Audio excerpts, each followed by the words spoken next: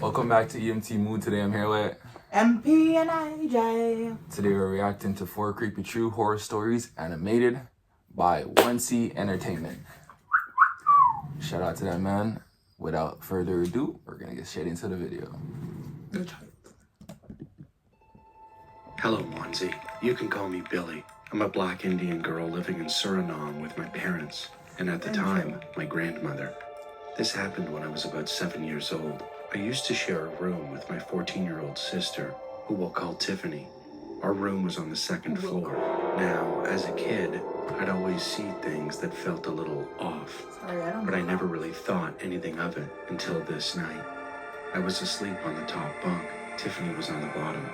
In the middle of the night, I woke up for no reason. I glanced around the room, then looked at the clock. It read 3 a.m. My bed faced a window. What did they call that time again? Demon Bro, hours? 3 a.m. is when the demons be out. I'm not gonna lie. Even when I'm up at that time, I just be like, oh shit, it's 3 o'clock. Maybe I should go to bed. Well, Yeah. biblically, 3 a.m. is a very important time as a watchman to pray for certain things. So Yeah, so if you're praying at 3 a.m., that also means that shit's going down at 3 a.m. Yeah. Realistically. Realistically, yeah. Yeah, watch out, man.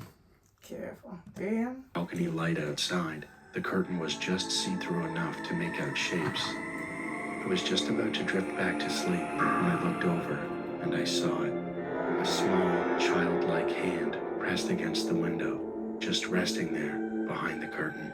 I was petrified.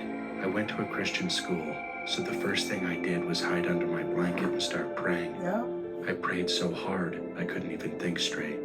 The next morning, my eyes immediately went to the curtain, but there was no sign of a hand. But here's the thing, we were on the top floor.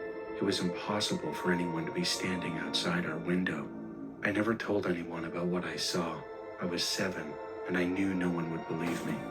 That Why night, is she doing that? Bro, you see the most shit when you're young. I noticed that too, because when I was younger, that's when I saw the most shit. Like, Kids are perceptible to seeing spirits and shit like that. Honestly, because I remember, bro, there's times when I used to be going on roads with my family and shit. I remember one time specifically, we went out to, I think it was a, we call it dead yard. It's basically when someone passed away and you go to their house and you, like, basically, like, kind of like, funeral kind of stuff. yeah, in a sense, like a funeral. But we were coming back one night and I was like, yo, like, I was seeing, like, some shit. Like, that's because we usually take this one path and it was super dark. There was, like, no lights on the road. This is in Jamaica, bro. And I swear on everything, I was seeing this shit. And I asked my mom, I was like, yo, what is that? What is that? She was like, what do you see? What do you see? Like, none of my family members could even see what I was seeing, bro. And I was like, yo, like, I respect my mom to this day, bro, just because she really had us go around, bro. Like, we did not take that path. She said, say no more. You're seeing something, let's go. Bro, real shit. Like, kids are really perceptive to certain shit, especially with animals, bro. Dogs especially. Like, they can see shit that we can't see.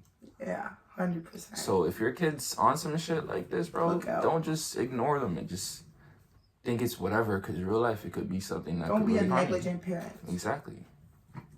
Let's get straight to it, man. I hesitated, but I went to bed anyway. And again, I woke up in the middle of the night. My eyes landed on the window, that same childlike hand, pressed against the glass. Just a hand, no arm, no shadow, just a hand. This time, I whispered, Tiffany, Tiffany, trying to wake her up, but she didn't move. I lay there, frozen with fear, unable to sleep. I hid under my covers again and prayed to God to please, please make it go away. Eventually, I must have fallen asleep. When I woke up, the sun was shining through the curtains, but I was still shaken.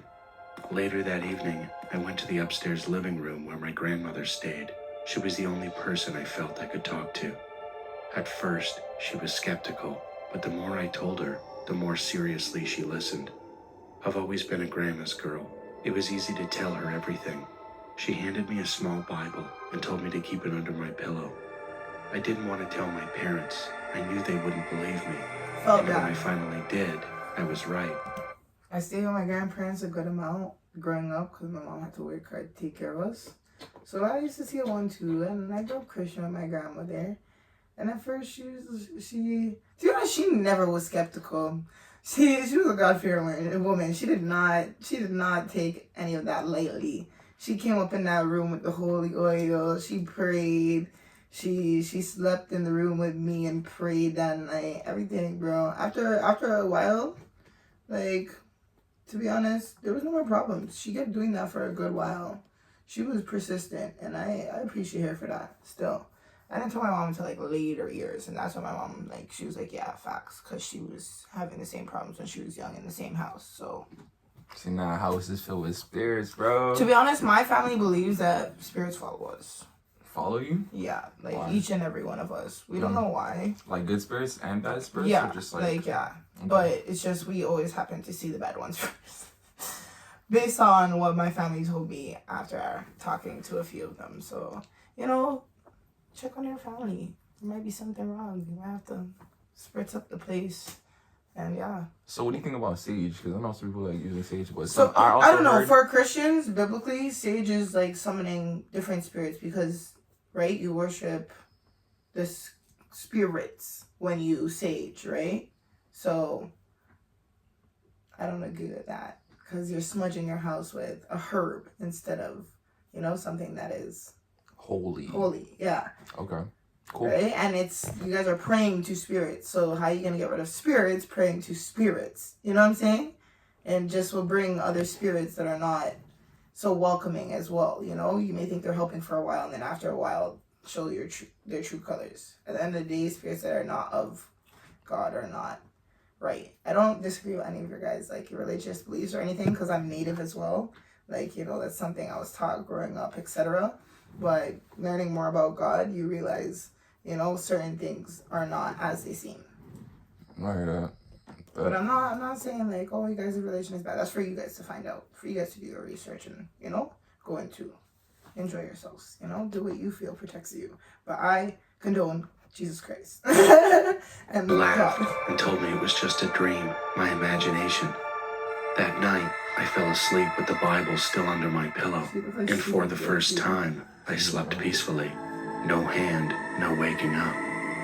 Now that I'm older, I've learned more about the legends in my country, and I realized that hand I saw, it was most likely a Bakru, a small, childlike creature from our folklore. It has all the same characteristics of a child, but isn't. And if you think that was the end of my experience with the paranormal, think again. This was just the beginning.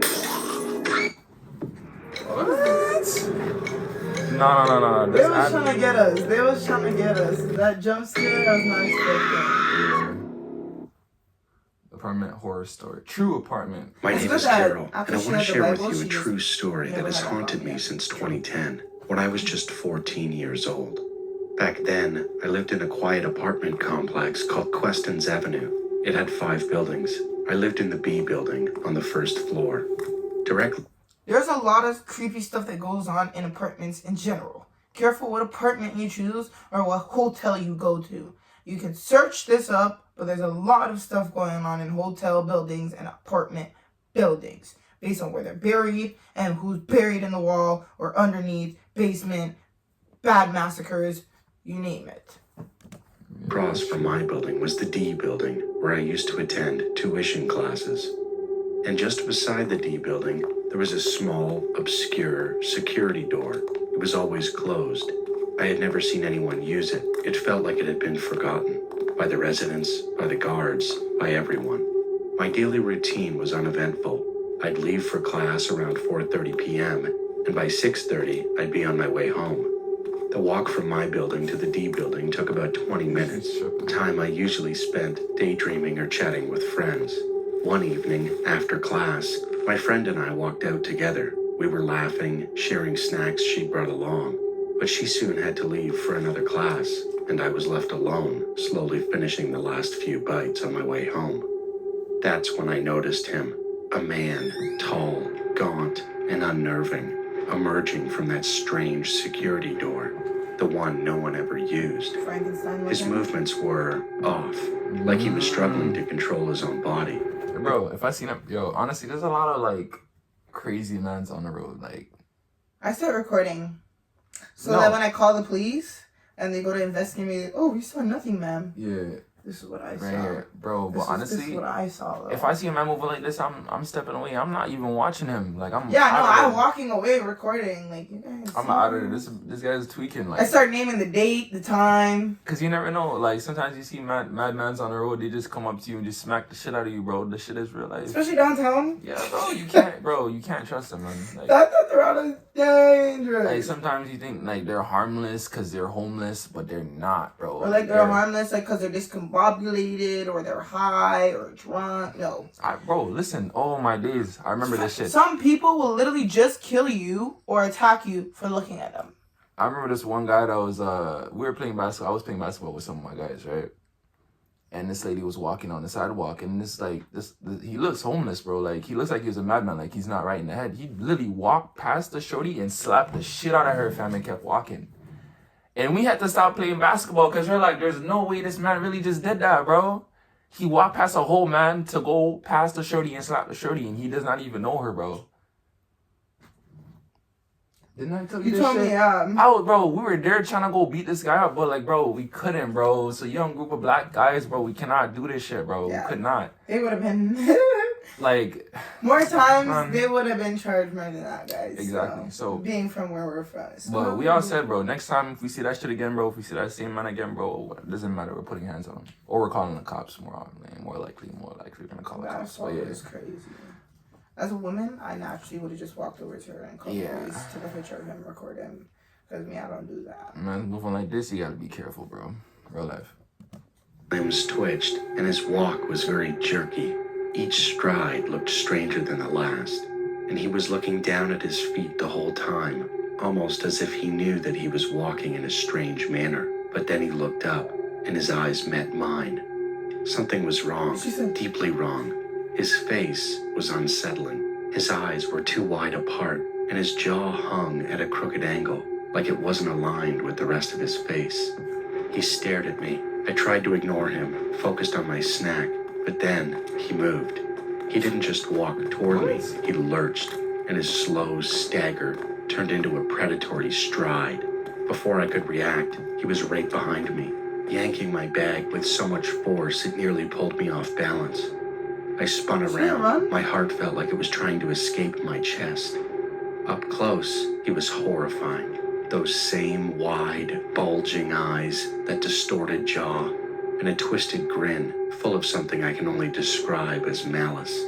"Do you have any money in your bag?" he asked. His voice was a low, gravelly rasp that made my skin crawl.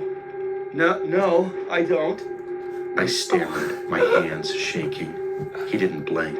He stared, deep and cold. Then his eyes darted to the nearby benches, where a few people had started watching us. Their concerned expressions seemed to break the spell for a moment. That's when he laughed, but not like a normal person. It was a hollow, mocking laugh, like something pretending to sound human. "Why are you so scared?" That was enough for me. I yanked my bag from his grip and ran. I ran as fast as I could back to my building, all the way to my front door. When I got home, I was out of breath and terrified. I told my parents everything. They were horrified and told me that if I ever saw the man again, I was to call them immediately. They wouldn't hesitate to report him, but I never saw him again. A few days later, one of my friends said she saw the same man I described. She thought he might have been drunk, considering there were a few liquor shops nearby. She said that after I left, his face turned pale, and he stumbled back to that same security door, the one he came out of, and then vanished. To this day, I don't know who he was or what he wanted, but that image of his face, that moment he grabbed my bag, still lingers in my mind. See, like, there's no background, like, oh, we found him later, or we found, like, nothing. I'm just saying, like, in a situation like that, her parents fucked up because they didn't even, like, get the cops to go check on this fucking guy. Because it's not like they didn't know where he came from. She saw where he was at and where he went back to. So it's like... Her friend can corroborate the story, like... And what do you miss the security room, bro? It should have cameras in there. They can find evidence of this guy, like... It's just not adding up, Well, bro. she guessed it was a security room. It But could more just like... be a dungeon for him. Yeah, but nah, it just seems like he's a straight predator, though. It just seems like he's a predator. Let me find out he owns the building, actually. The building company. Someone, I mean, if he's in a security room, yo, he could be, yo, he could also be the owner. So, Yeah. But parents fucked up on that one. should have did some hesitated to report. On to the next one. Wait a minute. What? Okay, on to the next one. What's wrong? I just realized some shit, but we're not going to speak on that right now. All right. The true Mexico horror story. Let's get to it. What the hell did you realize? It's a different video. This happened about a month ago when my siblings and I arrived in Mexico to visit family. It was only our 4th day there when we visited my step-grandmother's family in a town called San Pedro. It was beautiful. There was a big park in the center of town, and my step-grandmother's family owned a tiny restaurant right across from it.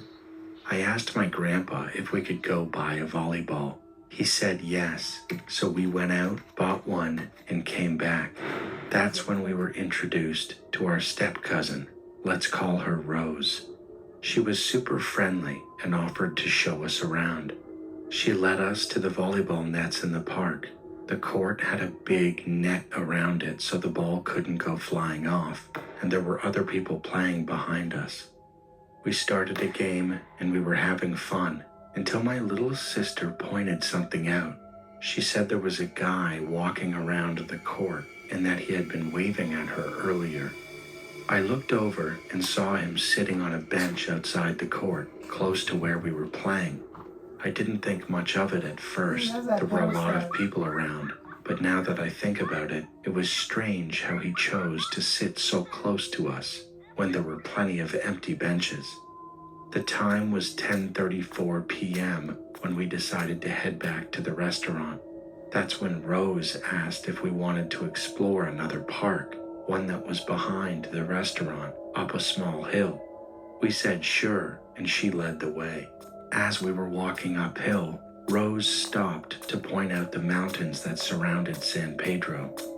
She started telling us stories about how she'd climbed them all before, and we all listened as we kept walking. When we got to the second park, we were still getting to know Rose. It was our first time meeting her after all. But my brother started acting off. While we all sat on the grass, he stood. He didn't say why, but looking back, it makes sense now. While we were chatting, my little sister suddenly asked, "Did you guys see that guy too? We all looked at her. The guy from the volleyball court. She said, He was waving at me." and then, just as she said it, he showed up. We all froze. He walked into the park and sat at the back, but slowly started making his way closer to us.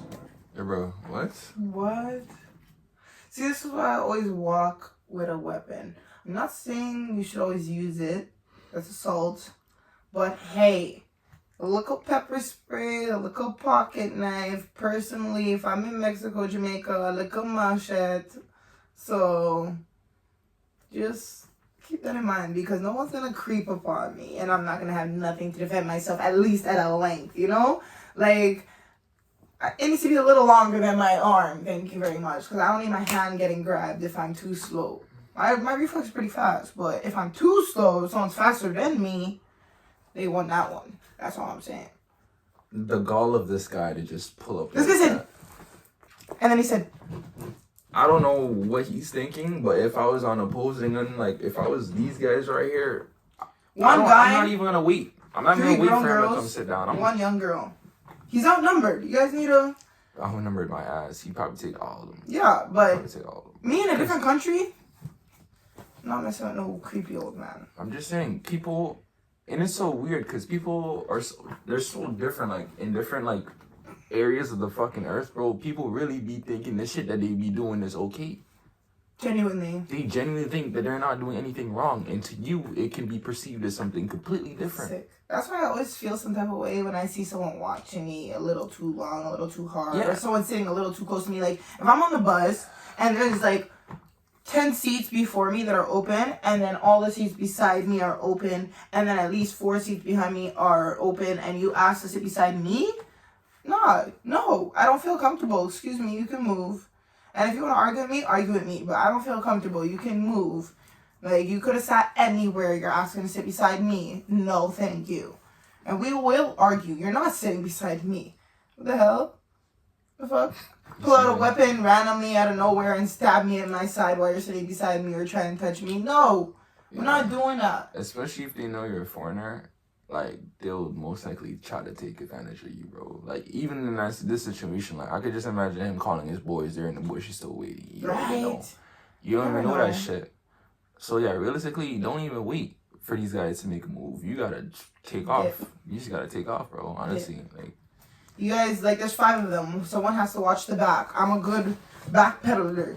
You know, if I'm in a group, I'm willing to be the one at the back. No cap. I have fast reflexes. I'm good at seeing in the dark, and I'm a fast back peddler. I got it. You got it. Don't worry. Someone's gonna have to carry that kid, though, because that kid can't run for shit. Yeah. I'm also good at running with kids on my back, but if I have to watch the rear and no one else is good at that, then I prefer someone else who carried the kid, to be honest. Well, let's see how these guys react, though, because it's just stupid. Rose stood up and said, Let's move. perfectly smoked, Canadian crafted, I don't wanna do irresistible it. Schneider's hot Schneider's, dogs yep, can Schneider's only mean hot one dogs. thing. We were all aware of him now. We moved to the opposite end of the park where he had been sitting. Then he started heading in our direction once again. That's when Rose said, Run! and It's a we bit too late did. for that. We sprinted out of the park, running left. The guy ran right, Run? and then he vanished. Oh, We couldn't see him anymore. I'll be honest, at first, I was laughing. I thought it was all just some weird moment. My older sister laughed too, but my little sister, she was shaking, almost in tears. My brother was quiet and calm, but I could tell he was angry. I held my little sister and told her. It's okay. He didn't follow us. Rose, still catching her breath, No, kept she's still saying catching she'd her never breath, for seen real. that guy before. Nothing like that had ever happened to her. We decided to go back to the restaurant. Our family was there. It felt safer. But just as we turned the corner, my little sister screamed. He's right there. That's him.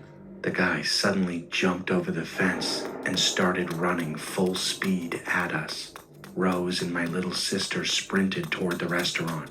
My brother stood his ground and told me and my sister to run.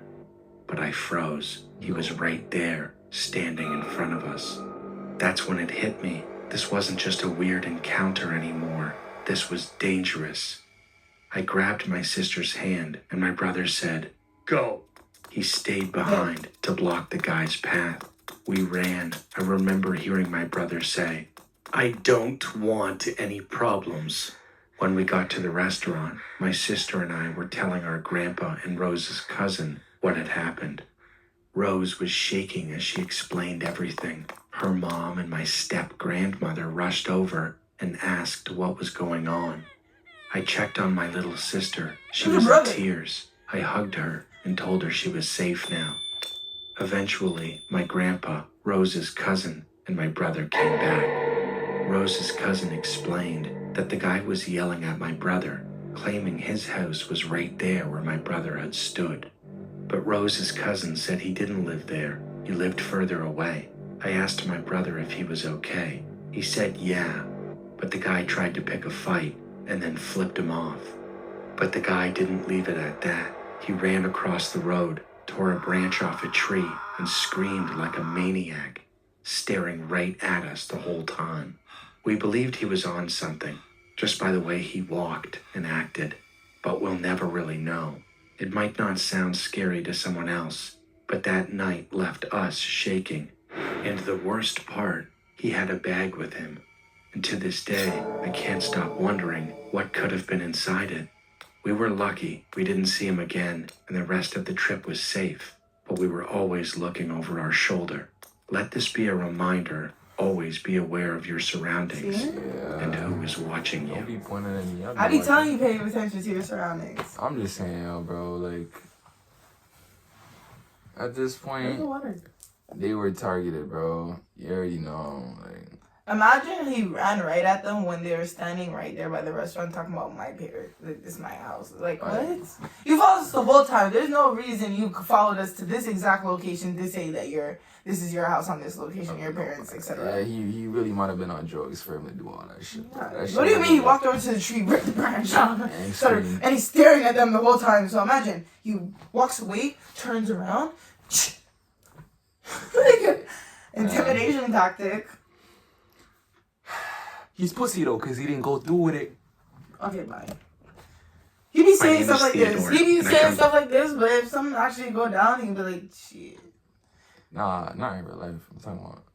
Okay, in real life. See? In real life, bro, I wouldn't even let you get the chance, bro. Like, I wouldn't even let that happen. We'll see though. Water's Reese, done, I bro. want to share a horror experience that happened about 10 years ago when I was about 11 or 12 years old.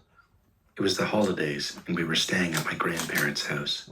My brother and I usually slept in the double bed in the living room, It's the always a one that family faced bed, the though. front door. Family. But that night, we slept in the guest room because our grandma had recently broken her back and needed the double bed. The guest room had 2 single beds. The one I took was right next to the window, which faced the road outside. We turned off the lights, shut the blinds, and laid down to sleep at about 11 p.m. Then, in the middle of the night, I woke up. I could hear something. There was a tapping sound at the window. I was immediately uneasy. I tried to wake up my brother, but he was still sleeping. At first, I thought it might be our cousin Mila. She lived in the apartment just above my grandma's and was much older than us. Mila often came home drunk during the summer and sometimes forgot her keys. I figured she might be trying to get our attention so we could let her in. Mila? I called out. No answer. I got up and crept quietly into the living room, careful not to wake up my grandma.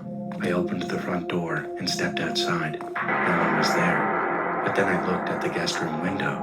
That's when I saw them. Long scratch marks made by fingernails streaking across the glass. Whoever had been tapping on the window wasn't doing it gently. It was aggressive. I rushed back inside, locked the door behind me, and went back to the guest room. I crawled into bed, heart pounding, and then it started again. Tap, tap, tap. Right outside the window. I ducked under the sheets, frozen. I wanted so badly to open the blinds and see who or Yeah, bro, hold up. So you're telling me my guy's beside you, you're not gonna wake him up? You can let your granny sleep, but I'm not gonna be the only one experiencing this shit by myself, bro. That's why you're wicked. I've experienced stuff and I never once woke up. Nah. She's In this woken up case, by remember, herself, it's not and I his, tried to hush her back to it's sleep. not even his crib. But so It's not even his crib. For all he knows, like, he could have just woke my guy up. That would it's have his helped. little brother. Then I know exactly why. You being the youngest child is Yeah. okay, Yeah. but being an older sibling and you're experiencing something that's even scaring you. One, you don't want your sibling seeing you freak out like that or feel that type of panic. Two, you don't want them to feel even worse and be traumatized. So yeah, no. My sister has woken up and I'm like, oh, are you okay? Pretend like everything's okay. My heart's pounding at You know my you do? chest, trying to make her sleep. You know And then I what you start freaking out again. do? You just wake him up. You call the police and you put them on the phone. Make the police know how serious of a situation it is, because I mean you can also do it because you freaking out yourself. But I'm just I saying. guess like yeah, be like, hey, someone's tapping on our windows. There's scratch marks. They're Yeah. tapping so hard. Yeah. Can you come check out the area? It might be a threat. Yeah. Yeah, one of those. They'll But be there so quick, bro. If you put that nigga on the phone, it's quick time. but yeah, no. Even if you call yourself, you don't have to wake anyone up. He's wicked. Yeah, whatever he's experiencing, other people have to experience. You're wicked. Nah, if you gonna go out, we gonna go out together, bro. What? Come on, no. If I'm going out, making sure the person with me is safe. We're not going out Safe? together. We're More not like- going out together. like I'll passing go away. out. I'll go out. Nah, you want What to was pass on the out sleep, there? bro. but something deep in my gut told me not to. I stayed like that for what felt like forever until I finally passed out from fear and exhaustion. In the morning, I asked my grandma if Mila had come home yet. She looked confused and told me, "No, Mila's out of town for the whole week." That made my blood run cold. The town we were in is small, so small it barely counts as a town at all. It's more like a village. There's no hotel, no place for strangers to stay overnight. The closest town with a place to sleep is Varda, and that's about an hour and a half away. Whoever was outside my window that night wasn't a stranger passing through. They had to be someone local. At the time, I thought it might be a prank. There were only 2 other kids around, a pair of siblings who, like us, were there just for the holidays. They were loud, annoying, and always trying to mess with me and my brother. So I walked down the street to their house and rang the doorbell. No answer. I asked one of the neighbors about them, and they told me. Oh, that family left 2 days ago. Went back to the capital. So if it wasn't Mila, and it wasn't the only other kids in town, then who was tapping on our window? To this day, I still don't know, and I'm glad I never opened those blinds. God only knows what I would have seen. The jump scares at the end of some of these is hilarious. And that's crazy shit. But, That is actually hilarious. that was the video, man. Ah. These sound like when you're going out on vacation or you're going to meet family members, yeah, be aware of your surroundings, really. Be careful, you never know, because, yeah. Don't want to end up dead. You should wait. Dead or alive. Yeah, But yeah, it seems like in that situation, police probably wouldn't have been that helpful because Yeah. hour and a half drive, yeah, waiting an hour and a half for the police officer to come, like, yeah, they would see the scratch marks on the window yeah. and probably want to do an investigation, but who said they're going to stay until nighttime to see if that happens again? You know? They probably come through, check it one time, and they cut. Yeah, like in little villages And like village, that. yeah, villages, yo, never mind. They really be responding late as shit, bro. Even now in Scarborough, we're not even a little village. There's so Right. much police stations in our area, and And it'll they still still take respond over, late. 20, 30 minutes sometimes. You'll be on hold with the police for like 10 minutes, 15 minutes. It's ridiculous. Nah, for real. But that was the video, man. Let us know what you guys think about it. Comment below. I hope you guys are having a great day. Be safe, guys. EMT Moods signing out.